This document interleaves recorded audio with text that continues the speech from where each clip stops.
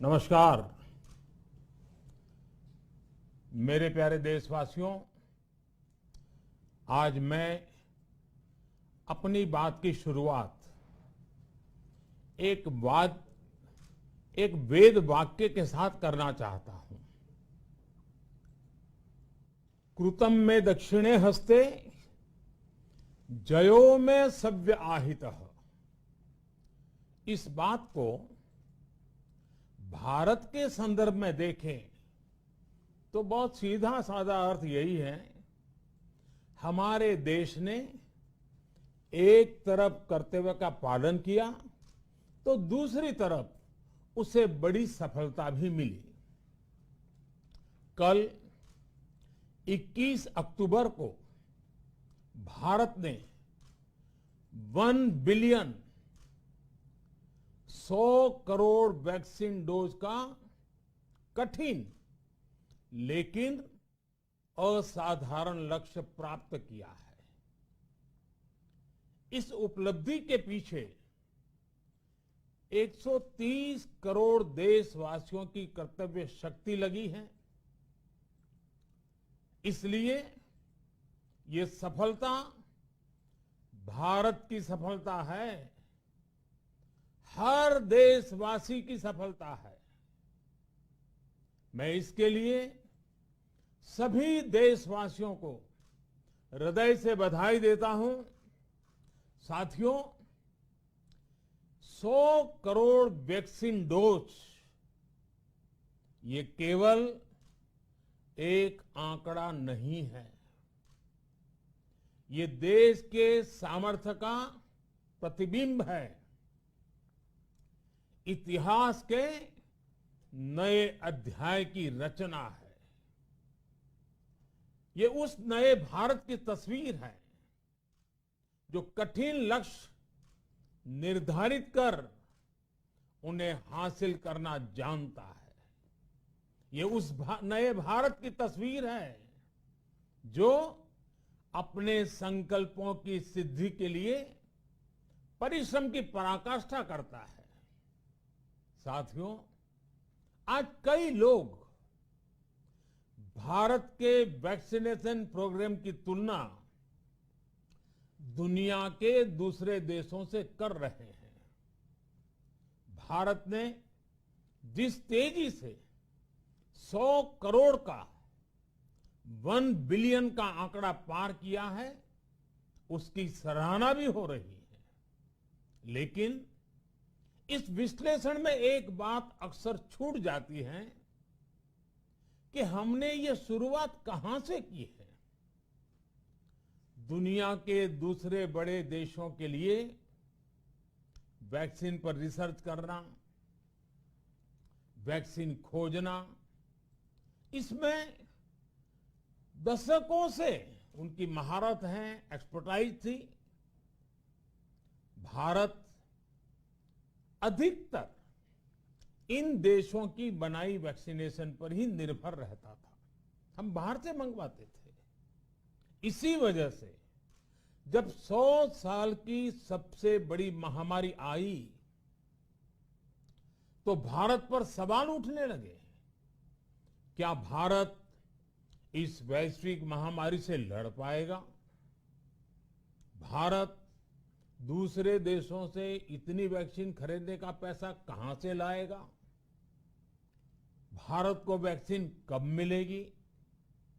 भारत के लोगों को वैक्सीन मिलेगी भी या नहीं? क्या भारत इतने लोगों को टीका लगा पाएगा कि महामारी को फैलने से रोक सके? भांति भांति के सवाल थे।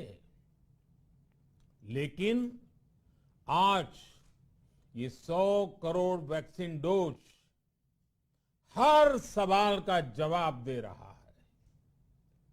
भारत ने अपने नागरिकों को 100 करोड़ वैक्सीन डोज लगाई है और वो भी मुफ्त, बिना पैसा लिए।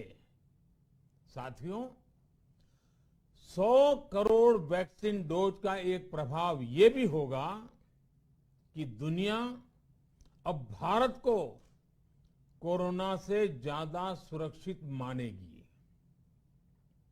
एक फार्मा हब के रूप में भारत को दुनिया में जो स्वीकृति मिली हुई है, उसे और मजबूती मिलेगी। पूरा विश्व आज भारत की इस ताकत को देख रहा है, महसूस कर रहा है। साथियों, भारत का वैक्सीनेशन अभियान सबका साथ, सबका विकास, सबका विश्वास और सबका प्रयास का सबसे जीवंत उदाहरण है। कोरोना महामारी की शुरुआत में ये भी आशंकाएं व्यक्त की जा रही थी कि भारत जैसे लोकतंत्र में इस महामारी से लड़ना बहुत मुश्किल होगा। भारत के लिए, भारत के लोगों के लिए ये भी कहा जा रहा था कि इतना संयम, इतना अनुशासन यहां कैसे चलेगा। लेकिन हमारे लिए लोकतंत्र का मतलब है सबका साथ। सबको साथ लेकर देश ने सबको वैक्सीन, मुफ्त वैक्सीन का अभियान शुरू किया। गरीब, अमीर, गांव, शहर, दूर सुदूर, देश का एक ही मंत्र रहा कि अगर बीमारी भेदभाव नहीं करती तो वैक्सीन में भी भेदभाव नहीं हो सकता। इसलिए यह सुनिश्चित किया गया कि वैक्सीनेशन अभियान पर वीआईपी कल्चर हावी न हो।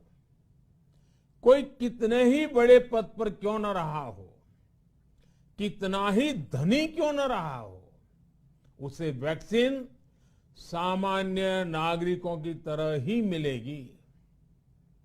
साथियों, हमारे देश के लिए ये भी कहा जा रहा था कि यहां ज्यादातर लोग टीका लगवाने के लिए आएंगे ही नहीं। दुनिया के कई बड़े विकसित देशों में आज भी वैक्सीन हेजिटेंसी एक बड़ी चुनौती बन गई है। लेकिन भारत के लोगों ने 100 करोड़ वैक्सीन डोज लेकर ऐसे लोगों को निरुत्तर कर दिया है। साथियों, किसी अभियान में जब सबका प्रयास जुड़ जाता है तो परिणाम अद्भुत ही होते हैं। हमने महामारी के खिलाफ देश की लड़ाई में जन भागीदारी को अपनी पहली ताकत बनाया। फर्स्ट लाइन ऑफ डिफेंस बनाया। देश ने अपनी एकजुटता को ऊर्जा देने के लिए ताली, थाली बजाई, दिए जलाए। तब कुछ लोगों ने कहा था कि क्या इससे बीमारी भाग जाएगी? लेकिन हम सभी को उसमें देश की एकता दिखी, सामूहिक शक्ति का जागरण दिखा। इसी ताकत ने कोविड वैक्सीनेशन में आज देश को इतने कम समय में 100 करोड़ तक पहुंचाया है। कितनी ही बार हमारे देश ने एक दिन में 1 करोड़ टीकाकरण का आंकड़ा पार किया है। ये बहुत बड़ा सामर्थ्य है, प्रबंध कौशल है, टेक्नोलॉजी का बेहतरीन इस्तेमाल है, जो आज बड़े बड़े देशों के पास भी नहीं है। साथियों, भारत का पूरा वैक्सीनेशन प्रोग्राम विज्ञान की कोख में जन्मा है, वैज्ञानिक आधारों पर पनपा है और वैज्ञानिक तरीकों से चारों दिशाओं में पहुंचा है। हम सभी के लिए गर्व करने की बात है कि भारत का पूरा vaccination programme science bound, science driven और साइंस बेस्ड रहा है। वैक्सीन बनने से पहले और वैक्सीन लगने तक इस पूरे अभियान में हर जगह साइंस और साइंटिफिक अप्रोच शामिल रही है। हमारे सामने चुनौती मैन्युफैक्चरिंग को लेकर भी थी, प्रोडक्शन को स्केल अप करने की भी थी। इतना बड़ा देश, इतनी बड़ी आबादी, उसके बाद अलग अलग राज्यों में, दूर दराज इलाकों में समय से वैक्सीन पहुंचाना, ये भी किसी भागीरथ कार्य से कम नहीं था। लेकिन वैज्ञानिक तौर तरीकों और नए नए इनोवेशन से देश ने इस चुनौतियों के समाधान तलाश से असाधारण स्पीड से संसाधनों को बढ़ाया गया। किस राज्य को कितनी वैक्सीन कब मिलनी चाहिए, किस इलाके में कितनी वैक्सीन पहुंचनी चाहिए, इसके लिए भी वैज्ञानिक फॉर्मूले के तहत काम हुआ। हमारे देश ने कोविन प्लेटफॉर्म की जो व्यवस्था बनाई है, वो भी विश्व में आकर्षण का केंद्र है। भारत में बने कोविन प्लेटफॉर्म ने न केवल आम लोगों को सहूलियत दी, बल्कि हमारे मेडिकल स्टाफ के काम को भी आसान बनाया। साथियों, आज चारों तरफ एक विश्वास है, उत्साह है, उमंग है। समाज से लेकर इकोनॉमी, हम हर तबके पर देखें, ऑप्टिमिज्म ऑप्टिमिज्म ऑप्टिमिज्म ही नजर आता है। एक्सपर्ट्स और देश विदेश की अनेक एजेंसीज भारत की अर्थव्यवस्था को लेकर बहुत सकारात्मक है। आज भारतीय कंपनियों में न सिर्फ रिकॉर्ड इन्वेस्टमेंट आ रहा है, बल्कि युवाओं के लिए रोजगार के नए अवसर भी बन रहे हैं। स्टार्टअप्स में रिकॉर्ड इन्वेस्टमेंट के साथ ही रिकॉर्ड स्टार्टअप्स यूनिकॉर्न बन रहे हैं। हाउसिंग सेक्टर में भी नई ऊर्जा दिख रही है। पिछले महीनों में किए गए कई सारे रिफॉर्म्स, कई सारे इनिशिएटिव, गति शक्ति से लेकर नई ड्रोन पॉलिसी तक भारत की अर्थव्यवस्था को और तेजी से आगे बढ़ाने में बड़ी भूमिका निभाएंगे। कोरोना काल में कृषि क्षेत्र ने हमारी अर्थव्यवस्था को मजबूती से संभाले रखा। आज रिकॉर्ड लेवल पर अनाज की सरकारी खरीद हो रही है। किसानों के बैंक खातों में सीधे पैसे जा रहे हैं। वैक्सीन के बढ़ते हुए कवरेज के साथ साथ आर्थिक सामाजिक गतिविधियां हो, खेल जगत हो, टूरिज्म हो, एंटरटेनमेंट हो, सब तरफ सकारात्मक गतिविधियां तेज हो रही हैं। आने वाले त्योहारों का मौसम इसे और गति देगा और शक्ति देगा। साथियों, एक जमाना था जब मेड इन ये कंट्री, मेड इन वो कंट्री, इसी का बोलबाला था, बहुत क्रेज हुआ करता था। लेकिन आज हर देशवासी ये साक्षात अनुभव कर रहा है कि मेड इन इंडिया की ताकत बहुत बड़ी होती है। और इसलिए आज मैं आपसे फिर ये कहूंगा कि हमें हर छोटी से छोटी चीज जो मेड इन इंडिया हो, जिसे बनाने में किसी भारतवासी का पसीना बहा हो, उसे खरीदने पर जोर देना चाहिए। और ये सबके प्रयास से ही संभव होगा।